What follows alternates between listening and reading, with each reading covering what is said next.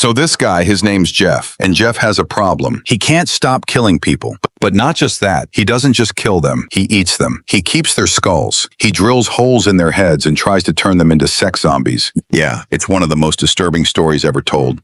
And after getting caught and sentenced to life behind bars, Jeff sits down in prison and agrees to an interview. Just one, his final one. And this time the possible continues to technology as tackings. Now you'd think someone like Jeff would be twitchy, defensive, unstable. But in that interview, he's calm, cold, emotionless, like he's describing how to fix a toaster. No remorse, no horror, just facts. And what he says in that interview, it reveals something truly terrifying.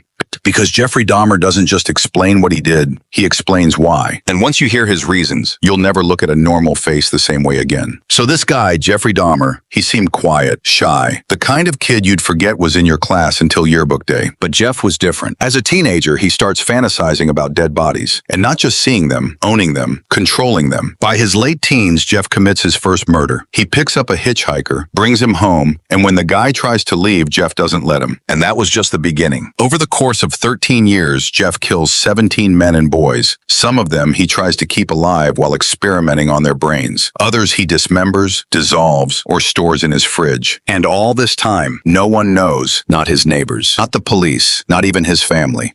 Until one night in 1991, a would-be victim escapes and flags down a cop. The officer follows him back to Jeff's apartment, and what they find inside changes history. Photographs of bodies, drums of acid, human remains in the fridge, a head in the freezer, and Jeffrey Dahmer becomes a name the world will never forget. Fast forward, Jeff's in prison, sentenced to 15 life terms, and while the world sees him as a monster, Jeff, he's just there, sitting in a jumpsuit, looking like a substitute teacher.